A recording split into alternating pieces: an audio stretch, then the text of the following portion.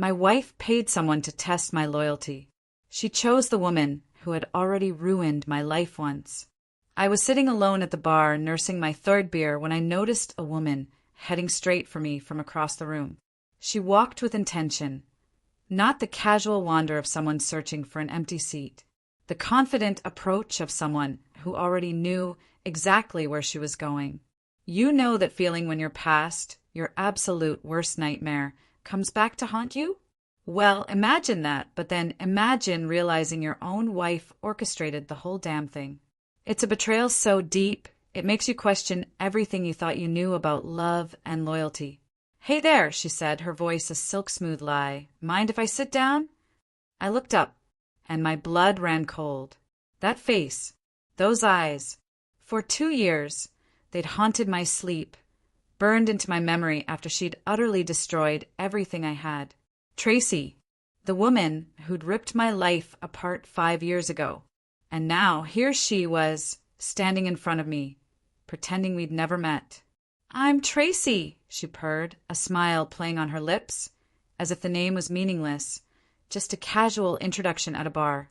But I saw it, the tiny flicker behind her eyes when she finally met my gaze, the half-second hesitation before her name left her lips, the way her smile stretched just a little too tight at the corners. She knew exactly who I was, and she knew that I knew she was pretending. I could see it in how she held my stare, just a beat too long, daring me to call her out, enjoying every second of watching me squirm, watching me decide whether to play her twisted game. "I'm Dominic," I said, my voice steadier than my heart. I watched her face, searching for a crack in her perfect facade. There it was, a flash, pure satisfaction, like a predator cornering its prey. Then gone, and she was all warmth and charm again. "Dominic, nice to meet you." She sat down opposite me, didn't even wait for permission, crossed her legs, leaned forward like we were already deep in conversation, as if she hadn't spent 3 months systematically demolishing my relationships, my career, my sanity half a decade ago. I played along. I had to. I needed to understand. Why was Tracy here? Why the charade? What the hell did she want from me now? A woman like Tracy doesn't just show up by accident. She would have known exactly who she was approaching before she ever walked through that door. And she was loving every damn second of my discomfort. "You looked lonely over here all by yourself," she said, her eyes glinting. "Thought I'd come say hi. Just having a quiet night. Wife's with her friends, so I figured I'd grab a drink." Something flickered in her eyes again when I mentioned my wife. Not surprise. Recognition. Like she already knew I was married. Like someone had told her. Like she'd been meticulously briefed on every detail of my life before she stepped foot in this bar. "That's sweet," she cooed, giving her space for girl time. "Let me guess what you do for a living. You seem like a hands-on kind of guy. Construction, maybe." I stared at her. She knew. Of course she knew. We dated for 8 months. I was in construction when we were together. I was in construction when she destroyed my life. And here she was asking me to guess, like this was some cute bar game between strangers. "Good guess," I said carefully. "Yeah, I run a small crew now. Mostly residential stuff." "I knew it." She smiled again, letting it linger. That same smile she used to give me when we were together. The one that used to make me feel like the only man in the world. Now, it made my skin crawl. She was testing me, watching to see if I'd break character first, waiting to see if I'd acknowledge what we both knew. I kept waiting for her to drop the act, to acknowledge our past, to explain why she was here, pretending we were strangers. But she just kept going, asking about my hobbies, my favorite restaurants, my wife, especially my wife. I made some comment about how my crew had spent 3 days fixing a deck a previous contractor had botched. Tracy laughed, a loud, almost manic laugh, like it was the funniest thing she'd ever heard. "That's going straight to the vault," she said, still grinning. The words hit me like a splash of ice water. The vault. That was Nain's line. My wife's exact phrase. The thing she said whenever I made her laugh. She'd been saying it since our third date, when I told her about the time I accidentally nailed my own boot to a subfloor. There was no way Tracy would know that phrase. Unless someone told her. Unless my wife told her. I looked at Tracy, really looked at her, and suddenly I understood everything. This wasn't a coincidence. This wasn't Tracy randomly showing up at the same bar as me 5 years after she ruined my life. No, my wife. My wife sent her here. My wife hired the woman who falsely accused me of assault to come test my loyalty at a bar. And Tracy took the job, knowing exactly who I was, knowing exactly what she did to me, knowing I would have to sit here and watch her pretend we were strangers while she tried to seduce me. She was enjoying this, every twisted second. I could see it in her eyes every time she smiled. The satisfaction of having power over me again. The thrill of watching me squirm. I need to make a phone call, I said, standing up abruptly. Sorry, I have to go. Tracy's smile didn't waver, but something cold, dead, flickered behind it. So soon? We were just getting to know each other. Yeah, nice meeting you. I threw cash on the table, barely glancing at her, and walked out. I could feel her eyes on me, burning into my back all the way to the door. The same eyes that had watched me beg my father to believe me 5 years ago.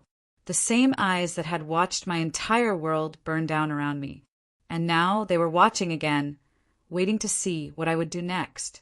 I sat in my truck, gripping the steering wheel, trying to remember how to breathe. Tracy was in that bar, using my wife's exact words.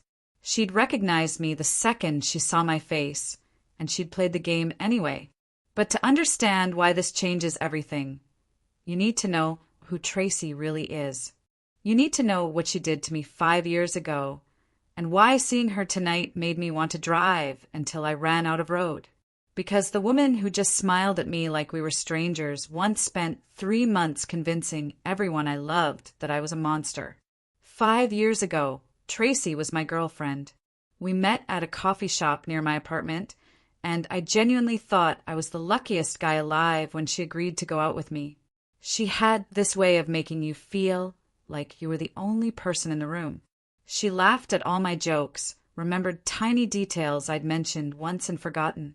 I fell hard. So hard. I introduced her to my parents after 2 months. I watched my mom tear up when she hugged Tracy goodbye, so happy I'd finally found the one.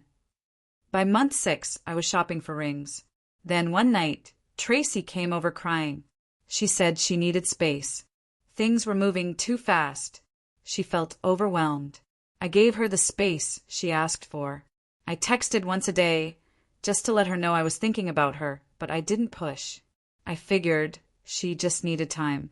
I figured we'd work through it, like we worked through everything else. 2 days later, my dad showed up at my apartment. He knocked once, but didn't wait for me to answer.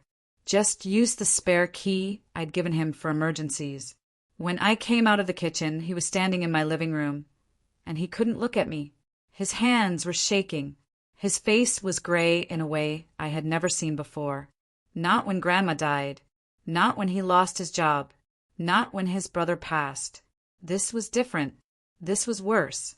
Son, he said, and his voice cracked on that word. I need you to tell me the truth. Did you hurt Tracy? I didn't understand. The question made no sense. Tracy and I were taking a break. She needed space. That was all. What are you talking about? She called your mother last night. He still wouldn't look at me, kept staring at the wall behind my head like he couldn't bear to see my face, like looking at me directly would make something true that he desperately wanted to be false. She was crying so hard we could barely understand her. She said you hit her. She said you forced yourself on her. She showed us photos. My head started to spin. Photos? Bruises. On her arms. On her face. On her neck. The room started tilting. I grabbed the door frame to stay upright. Dad, that's not true. I never touched her. I would never do that. Those photos have to be fake. Someone else hurt her, or she did it to herself, because I would never hurt anyone. You know me. You raised me. You taught me that a real man never puts his hands on a woman. I listened. I believed you. My father finally looked at me, and what I saw in his eyes broke something inside me that never fully healed. He was trying to decide if his own son was a monster. 26 years of birthdays and baseball games and heart-to-heart talks in the garage. 26 years of being his boy. And in that moment, I could see him weighing all of it against the tears of a woman he had known for 8 months. She seemed so sure, he said quietly, his voice barely a whisper. She was so scared. She begged us not to tell the police because she said she still loved you. Said she didn't want to ruin your life. Just wanted us to know the truth. Dad, I am telling you the truth. Why would she make something like that up? What could she possibly gain from lying about this? I don't know. He ran a hand over his face. He looked older than I had ever seen him. I don't know what to believe anymore. Believe me. Believe your son. I have never lied to you. Not once in my entire life. I'm not starting now. He was quiet for a long time. I could see him thinking, weighing, wanting to believe me, but not quite able to get there. Tracy had been convincing. Tracy had cried real tears. Tracy had shown them photos that looked real enough to plant doubt in the mind of a man who had known me since the day I was born. I need some time, he finally said, to process this, to figure out what's true. Dad, please, you have to believe me. I grabbed his arm. He flinched. My father flinched away from my touch, like I was something dangerous. Don't, he said quietly. Just don't. He left without hugging me. First time in my entire life. Not when I left for college. Not when I got my first apartment. Not when Grandpa died and we stood together at the funeral. Every single time we said goodbye, he hugged me and told me he loved me. This time he just turned around and walked through the door like I was a stranger he was ashamed to have met. I stood there, staring at the empty doorway for 10 minutes, waiting for him to come back. He didn't. Over the next 2 weeks, I lost everything. My mom wouldn't open the door when I showed up at their house. I could see her watching through the window, but she wouldn't let me in. My sister sent a text saying she needed time to process, then blocked my number before I could respond. My boss said there were concerns about my character and suggested I take some time off. Unpaid. Indefinite. Don't call us, we'll call you. Tracy had contacted all of them. Every single person in my life. She told them the same story, with the same tears and the same photos of bruises she faked with makeup. She was surgical about it. She didn't miss anyone. She severed every relationship I had until there was nothing left.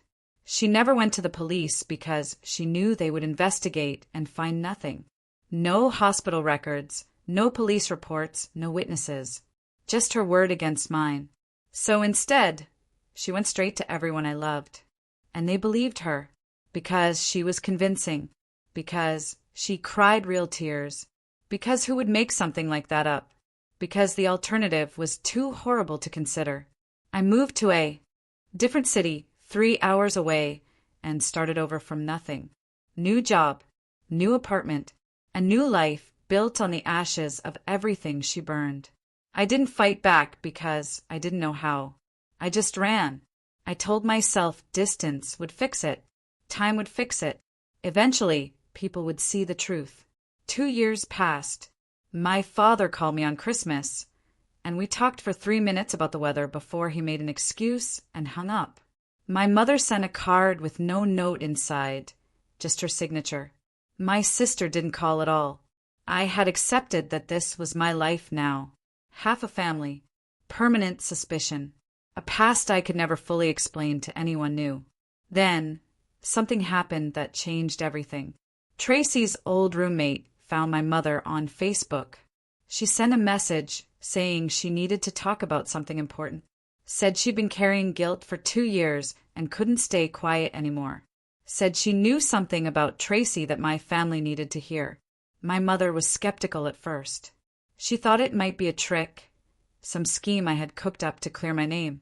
But the roommate was persistent. She said she would meet in person. She said she had proof. She said Tracy had confessed to her one night while she was drunk, and she had been living with the weight of it ever since. They met at a coffee shop. My mother called me that night, sobbing so hard I could barely understand her. She lied. My mom kept saying, "That woman lied about everything." Her roommate told me. Tracy confessed to her one night while she was drunk. She made the whole thing up. The bruises were makeup, she choked out. A YouTube tutorial. She practiced for 3 days to get them right. She rehearsed her crying in the mirror until it was convincing. She planned the whole thing from the beginning. My legs stopped working. I sank to the kitchen floor. What? Her roommate said Tracy wanted out of the relationship, but didn't want to be the bad guy. She wanted you to look like the monster, so nobody would blame her for leaving. So she faked everything. The photos, the tears, the fear, all of it. She told her roommate she was proud of how well it worked. Proud that everyone believed her without question. Proud that she got away with it. The roommate had kept quiet for 2 years because Tracy was her friend, because she didn't want to get involved, because she told herself it wasn't her problem and someone else would figure out the truth eventually. But the guilt ate at her every single day. She watched Tracy go on with her life like nothing happened while I was 3 hours away, trying to rebuild from nothing. She couldn't take it anymore. She reached out to my mother and told her everything. Every detail Tracy had confessed while drunk.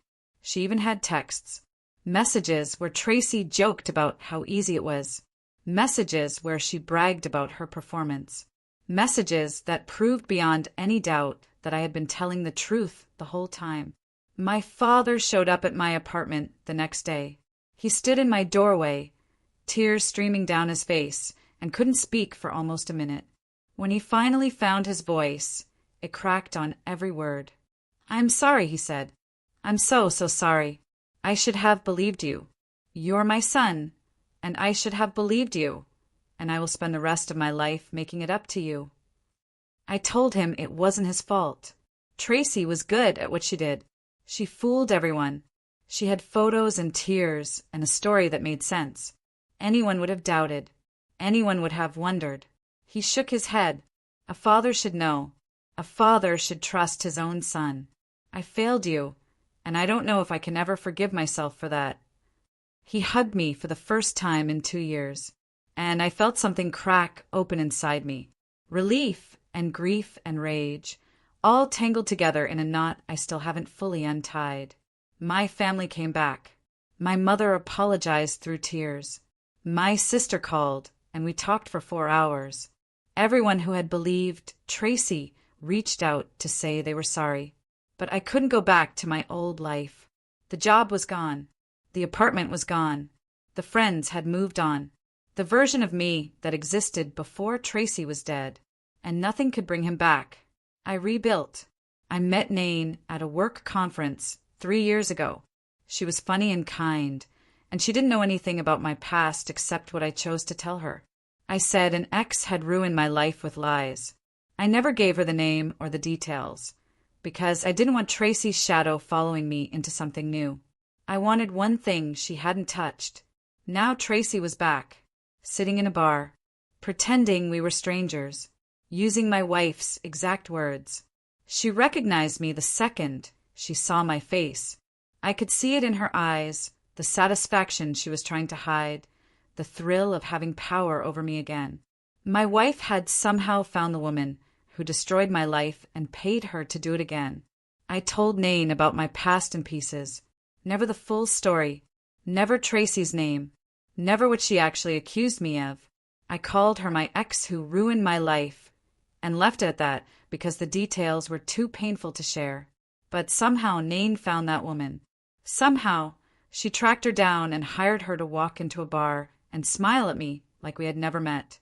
That night, I waited until Nain fell asleep. Then I picked up her iPad from the nightstand. Her passcode was her birthday. She never changed it. I held the iPad and stared at my wife's sleeping face. She looked peaceful. She always looked peaceful when she slept. Her hair spread across the pillow, her breathing slow and even. She had no idea I was about to find out exactly who she really was. I remembered how I felt when I first saw her sleep 3 years ago. I thought I was the luckiest man alive. I thought I had finally found someone safe, someone who would never hurt me the way Tracy did, someone I could trust with the broken pieces of myself. The iPad unlocked. I went straight to her messages. I scrolled past conversations with her mom and her sister and her friends from college. Birthday plans, recipe exchanges, complaints about work, normal stuff. Then I found it. A thread with a number I didn't recognize. No contact name saved, just digits. Like she wanted to be able to delete it quickly if she needed to. Like she was already planning for the possibility that someone might find it. The first message in the thread was from 3 weeks ago. "Friday works for me," Tracy wrote. "Send me the details and I'll make it happen." Nain's response came quickly. "Ali's bar. He usually sits in the back booth. Gets there around 9 on weeknights." I scrolled up looking for more context, but the thread started there. Whatever previous conversation led to this arrangement had happened somewhere else. Instagram DMs, maybe. Those had been deleted. I could see the gap where a conversation should have been. The thread continued. Tracy asked what exactly Nain wanted her to do. Nain explained that she wanted someone to test her husband's loyalty. Said she was worried because I had been distant lately.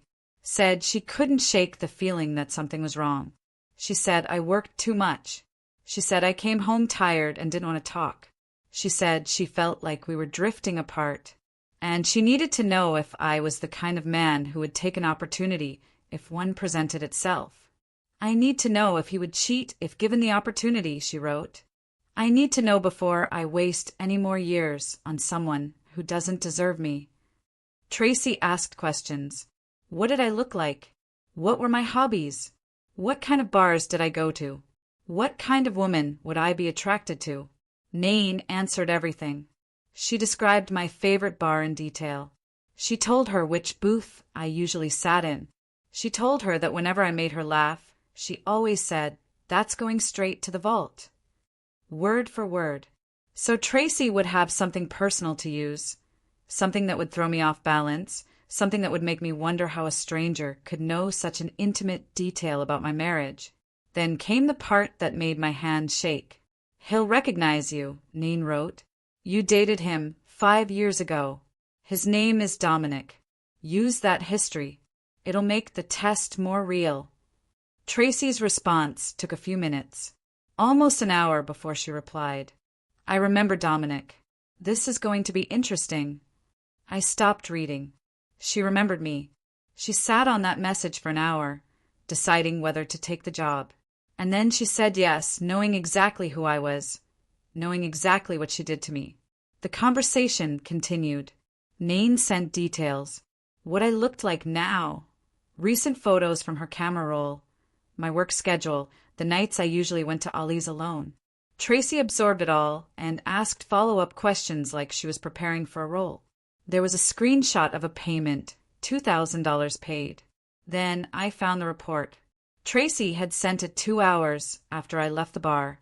Approached the subject at approximately 9:15 p.m. He recognized me immediately. I could see it in his face, but he played along like we were strangers. Used the personal details you gave me. He got uncomfortable fast. Mentioned his wife multiple times. Left after about 20 minutes. Didn't flirt back. Didn't take the bait. If you're looking for an excuse to leave him, you won't find it here. He passed. I read that last part 3 times. Tracy knew I recognized her. She saw it in my face. And she kept going anyway. She sat there, smiling at me and using my wife's words and watching me squirm. And she enjoyed every second of it. There was one more message at the bottom from Tracy. By the way, he definitely knew who I was. Interesting that he never told you my name or what happened between us. Might want to ask him about that sometime. I have some stories that would curl your hair. Nain's response came 30 minutes later. What kind of stories? The kind that explain why he moved 3 hours away and started over. The kind that might be useful if you ever need leverage. Let me know if you want details. Happy to help for the right price. Nain never responded to that last message, but she didn't delete it either. She kept it, like she was saving it for later, like she wanted ammunition. I forwarded everything to my phone. Every message, every screenshot, every payment. Then I deleted the forwarding from her sent folder, so she wouldn't know I had copies. I put the iPad back exactly where I found it. Nain shifted in her sleep, but didn't wake up. She murmured something I couldn't make out, then settled back into her pillow. I sat in the dark living room until sunrise, trying to figure out how to have the conversation that was coming. I had all night to plan what I was going to say, how I would start, what questions I would ask, how much I would reveal, and when. I decided to let her lie first. Give her the chance to come clean on her own. And when she didn't, I would show her exactly how much I knew. I would watch her face when she realized she couldn't talk her way out of this. I would see who my wife really was when she had nowhere left to hide. The sun was coming up. I heard her alarm go off upstairs. I waited in the kitchen. My coffee went cold in front of me. I heard Nain's footsteps crossing the bedroom floor, the bathroom door opening and closing, water running. By the time she came downstairs, I had been sitting in that chair for 4 hours, rehearsing exactly what I was going to say. She was wearing my old college sweatshirt, her hair messy from sleep. She smiled at me like everything was fine, like this was just another morning, like she hadn't paid $2,000 to put my worst nightmare back in my life. "You're up early," she said. "Everything okay? I need to ask you something, and I need you to tell me the truth." Her smile faded. Something flickered behind her eyes. Caution, maybe. That sounds serious. What's going on? Do you trust me? She blinked. Of course I trust you. Why would you ask that? Then why did you hire someone to test my loyalty at a bar last night? The coffee cup froze halfway to her mouth. For 1 second, I saw the panic, the calculation, the rapid assessment of how much I knew and how much she could still deny. Then she laughed. Nervous, unconvincing, forced. "What are you talking about? Did you have a weird dream or something?" A woman approached me at the bar, said her name was Tracy, used your line about things going straight to the vault, word for word. Nain set the cup down slowly. Her hands were shaking. Maybe it's just a common phrase. I mean, it's not exactly unique. Lots of people say stuff like that. She was very interested in getting to know me, very flirty, asked all the right questions about my life, about you, and very well compensated. $2,000 through Venmo. Her face went white. "How did you?" "Your iPad. You should change your passcode." I watched her cycle through expressions. Shock, fear, anger, then something like resignation. She'd been caught. There was no point pretending. The mask was slipping, and she knew it. "Okay, fine," she said, and her voice went hard. "Yes, I hired someone to test you." "So what?" "Men cheat all the time, and I refuse to be one of those pathetic wives who finds out 10 years too late." "So your solution was to send a stranger to flirt with me at a bar?" "It's called being proactive, protecting myself. And guess what? You passed. You walked away. You should be thanking me for giving you the opportunity to prove yourself. You don't get it, Nain. This isn't about the test." "Then what is it about?" "It's about who you picked to do the testing. Her name is Tracy. Does that ring any bells?" Her expression shifted. Caution, careful neutrality. "I picked her specifically. I found those old photos on your laptop. Tracked her down. I figured someone you knew would make the test more realistic." "Someone I knew. That's all she is to you." "What else would she be?" "What else?" I took a step closer, my voice low and dangerous. "I dated her for 8 months, 5 years ago. And when it ended, she told my parents I hit her. She told them I forced myself on her. She showed them photos of bruises she faked with makeup and convinced my entire family I was a monster. Nain's mouth opened, but nothing came out. I lost my job because she called my workplace and told them I was dangerous. I lost my friends because she called everyone I knew with the same story. My parents couldn't look at me. My own mother thought her son was capable of assault. My father came to my apartment and couldn't bring himself to hug me because he wasn't sure if I was the person he raised or a stranger wearing his son's face. Dominic, I didn't. She finally admitted she made it all up. Her roommate came forward with proof. Texts where Tracy bragged about faking the bruises. Messages where she joked about how easy it was. My family apologized. They came back, but I can never get those 2 years back. I can never undo what it felt like to have my own father look at me like I might be a monster. I stepped closer still. That's why I never told you her name. That's why I never gave you details. Because Tracy is the worst thing that ever happened to me. And you hired her. You paid her $2,000 to approach me at a bar and pretend she didn't spend 3 months destroying my existence. Nain's eyes were wet now. I didn't know. I swear I didn't know any of that. You just said an ex ruined your life. You never told me how. And you didn't ask. You found those photos. You tracked her down. You could have asked me who she was before you hired her, but you didn't want to know. She wiped her eyes. Okay, I messed up. I should have asked questions, but I was scared, Dominic. I've watched too many women get blindsided by cheating husbands. I didn't want to be one of them. So, you hired my abuser to seduce me. That was your solution. I didn't know she was your abuser because you didn't ask. Because you didn't want to know. Because all you cared about was testing me, and you didn't care who got hurt in the process. She stood there, tears forming, and told me she just wanted to be sure. Like paying my abuser to seduce me was just another form of marriage counseling. 5 years ago, I let a woman destroy my life because I didn't fight back. I spent every day since making sure that would never happen again. Nain thought I would crumble.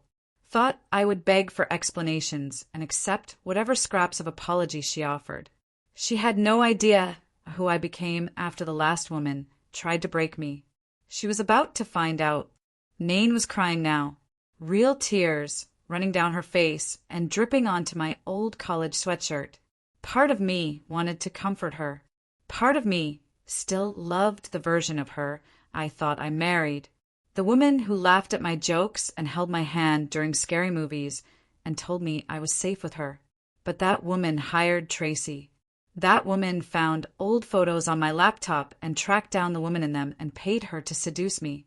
That woman could have asked me one question before she did any of it and chose not to. Dominic, please, she said. I made a mistake. A huge mistake. But I didn't know what she did to you. You never told me the full story. You found photos of her on my laptop. You tracked her down on social media. You reached out to her and offered her money. At any point, you could have asked me who she was.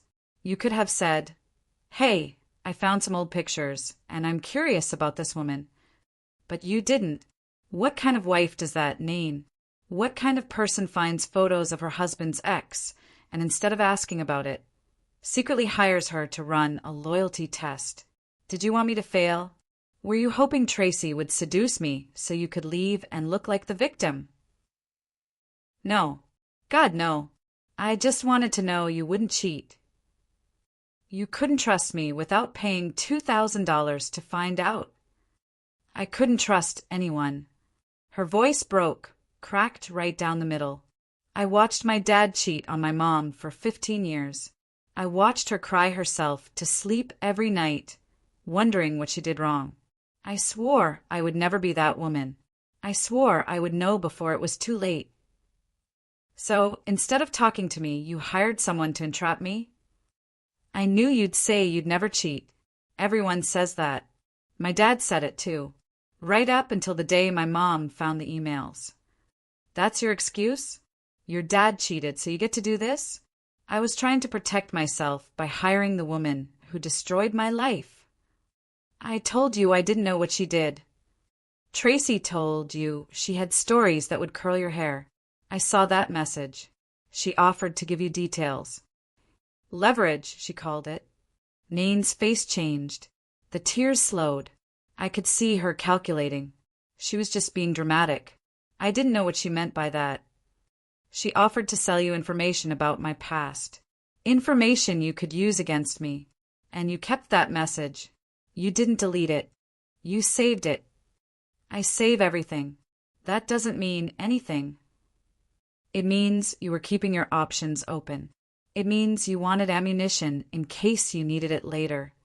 You're reading into things. You're being paranoid. I'm being paranoid? My wife hires my abuser to seduce me, and I'm the one being paranoid. She manipulated me. Nain's voice shifted. Stronger now, more desperate. Tracy manipulated me. She reached out first. She told me she could help me find out the truth about you. She said you weren't who you pretended to be. She said there were things in your past I needed to know. I stared at her. Tracy had found Nain. Tracy had reached out first. Tracy had told her the same lies she told my family 5 years ago. And Nain had listened. When did this happen? About 6 months ago. 6 months. I could barely get the words out. You've known about Tracy for 6 months. You've been talking to her for 6 months. And you never once thought to ask me about it. I was scared. She made you sound dangerous. She made it sound like I was in danger. So instead of asking your husband of 3 years if he was a monster, you just took the word of a stranger on Instagram. She had details, Dominic. Specific details about your temper, about how you get when you're angry, about how you pushed her once during an argument. I never pushed anyone in my life. She said you'd deny it. She said you were good at making yourself look like the victim. She said that was how you operated. I laughed. It came out broken and ugly. Tracy told you I would deny being abusive.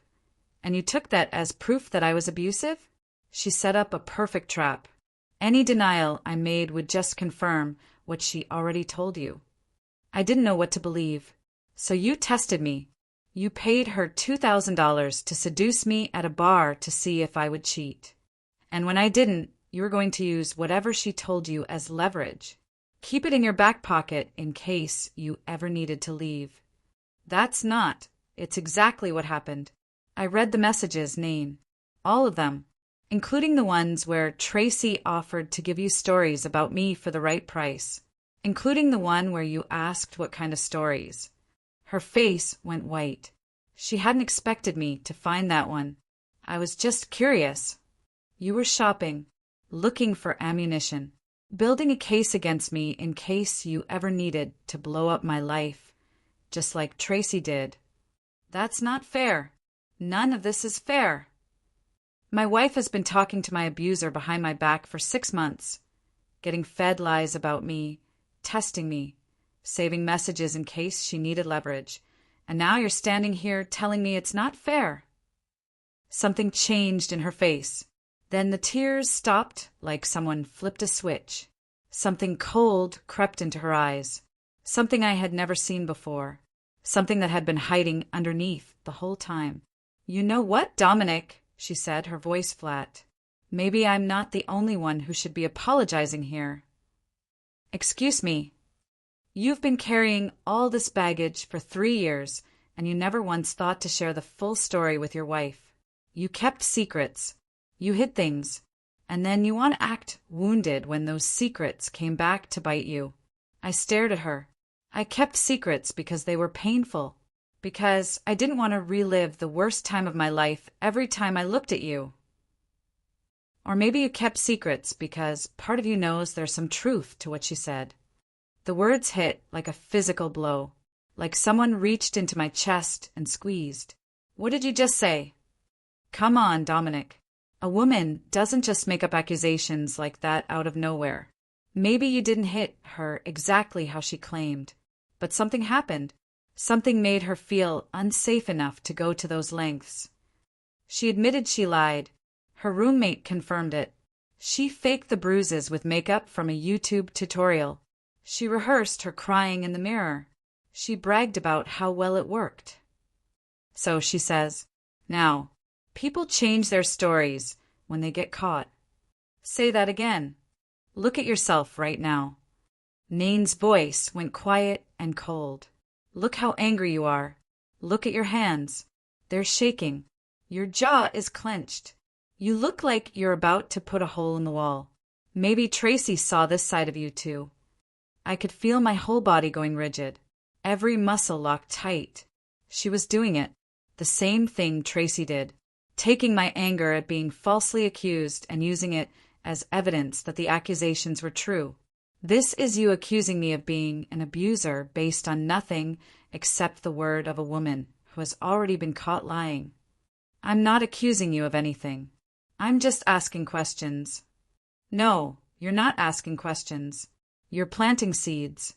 You're suggesting that maybe my trauma is actually my fault. You're doing exactly what Tracy did. Nain shrugged, one shoulder rising and falling like this was casual, like we were discussing what to have for dinner. Maybe there's two sides to every story. Maybe the reason you never told me the details is because you knew how it would sound if anyone looked too closely. I grabbed my keys off the counter. I'm done with this conversation. Where are you going? Anywhere but here. Dominic, wait. She moved toward me. I didn't mean it. I was just angry. I was scared. I was defending myself. But you did say it, every word, and you can't unsay them. We can work through this. We can go to counseling. We can work through what exactly? You just told me you think I might have abused my ex-girlfriend after everything I told you? After I trusted you with the worst thing that ever happened to me. You took it and threw it back in my face like a weapon. I was cornered. You were trying to flip this around. Make me the bad guy. Make yourself the victim. The same thing Tracy did. The same playbook. I walked toward the door. She followed. Don't leave. Let's talk about this. Let's figure it out. There's nothing to figure out. You showed me who you are. I believe you, Dominic. Please. She grabbed my arm hard, fingers digging into my bicep, pulling me back toward her. If you walk out that door, I'll tell everyone what you did. I stopped, turned slowly. What I did. I'll tell them you were the one who wanted this. I'll say I caught you cheating, and that's why we're getting divorced. I'll call your parents, your friends, your boss. She paused, let the words sink in. But it was too late. I finished for her, just like Tracy did. The color drained from her face. She realized what she'd revealed, what she'd admitted without meaning to. That's been your plan the whole time, hasn't it? That's why you've been talking to Tracy for 6 months. You weren't just testing my loyalty. You were learning her playbook. Dominic, that's not. You saw what she did to me, and you thought it was effective. You reached out to her not just for the test, but to find out how she destroyed my life so efficiently, because you wanted that option in your back pocket. Insurance, in case things went wrong. A way to leave the marriage and take everything without looking like the bad guy. You're being paranoid. You're putting pieces together that don't connect. You just threatened to call my parents and my job with false accusations exactly like Tracy did. Those are very specific threats, Nain. Very specific tactics. Almost like someone taught you how effective they could be. She was backed against the wall now, literally and figuratively. Nowhere left to run. No more masks to hide behind. I watched her face go through one last transformation. The desperate wife disappeared. The crying woman evaporated. What was left was something cold, hard, calculating. Someone who had been wearing a mask for longer than I realized.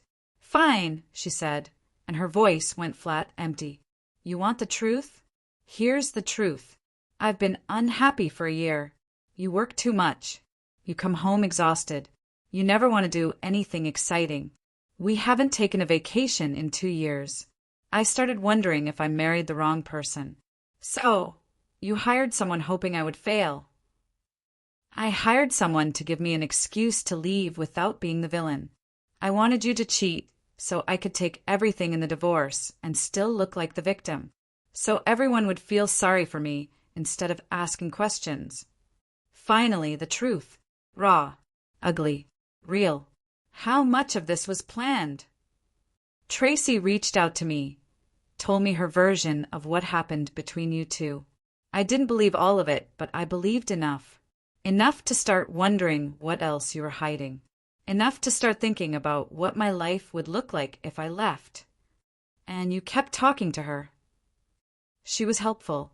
She told me how she did it, how she faked the bruises, how she poisoned your relationships, one by one, how easy it was to make everyone believe you were a monster. Nain's eyes were cold now. No more tears, no more pretending. She was proud of it, said you were one of her easiest targets, said you were so desperate to be liked that you never fought back. You just let it happen. And knowing all that, you still hired her? I hired her because of that. I thought if you'd already been broken once, you'd be easy to break again. I thought seeing her would shake you up enough that you'd do something stupid, something I could use. I didn't. No, you didn't. She laughed, but it was hollow, empty. The sound of something dying. You just went home and found my iPad and ruined everything. I opened the front door, felt the cold air hit my face. I'll have my lawyer contact yours. You can't prove any of this in court. It's your word against mine. I have every message, every screenshot, every payment, including the ones where Tracy offered to sell you information about me, including the ones where you asked for details. Everything I need to prove exactly what you did and exactly what you plan to do. I stepped outside, turned back one last time. Goodbye, Nain. Don't contact me. Don't contact my family. Don't show up at my job with stories, because I'm not the same person I was 5 years ago. This time, I know what people like you look like. And this time I know how to fight back. I walked to my truck without looking back. I could feel her watching from the doorway, the same way Tracy watched me walk away 5 years ago. But this time was different. This time I had proof. This time I had learned. This time nobody was going to destroy my life and walk away clean. The divorce was finalized 4 months later. What would you have done if your past came back like a phantom and your present was holding the strings? Have you ever faced such a calculated betrayal? Tell me what you think. I really want to know in the comments below.